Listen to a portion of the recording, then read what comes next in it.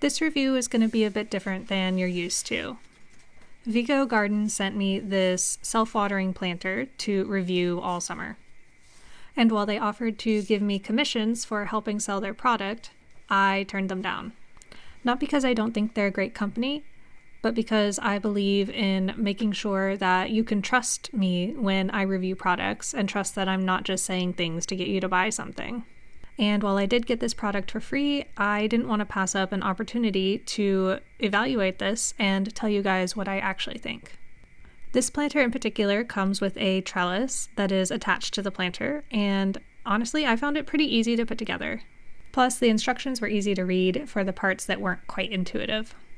So the way this planter works is it's actually 2 layers. There's the inner layer that holds the soil, and the outer layer that is a reservoir of water.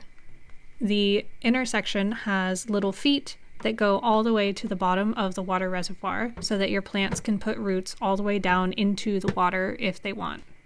That way you'll also never find that you have water in the reservoir, but your soil is getting dry.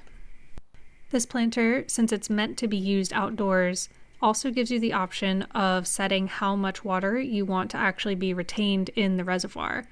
By turning this little lever, you can decide whether or not to let it drain a lot or only a little.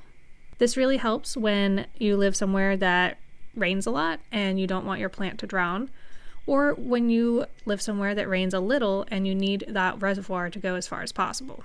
This also comes with optional little wheels if you want to put it on a patio or a deck, but because I was putting mine on the dirt, I did not use the wheels. After filling the planter with soil, I did start by watering from the top, just to make sure that the soil was fully saturated with water before I begin. The planter has a little indicator to tell you how much water is currently in the reservoir, and the little indicator will essentially float to the top of the tube, and when it's at the top, it shows you that the reservoir is full. So after soaking my soil from the top, I filled up the rest of the reservoir just with the hose in the little hole meant for reservoir filling. Usually, I live in a wet climate, and I would set the reservoir pretty low, but this year we've been in a drought, so I decided to go ahead and keep the reservoir as full as possible. Cucumbers are one of those things that are really water-hungry plants, plus they really appreciate a trellis, so I thought that was perfect for this planter. In this planter, I planted 4 seeds at opposite corners, and I was hoping to get at least 2 plants in here. I ended up getting 3 sprouts and moving one of them to another corner so that I could let all 3 plants live.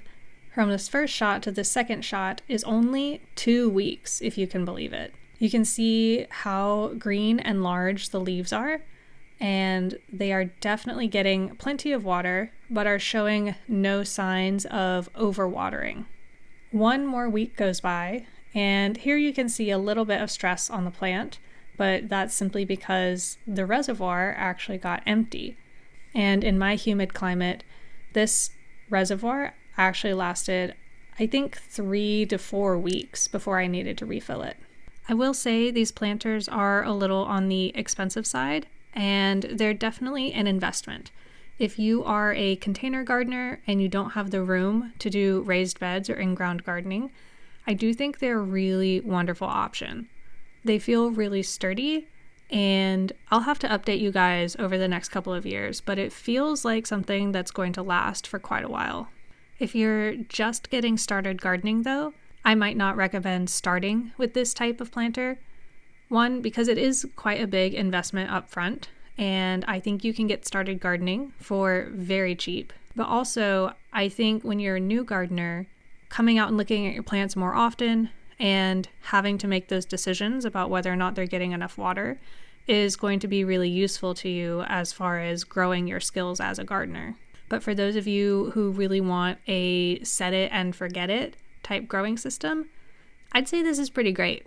If you want to support more reviews like this, where I'm not necessarily making money by telling you to buy the thing, then please consider liking and subscribing. And if you have the means, please consider donating to my Patreon linked below. Until next time, happy gardening.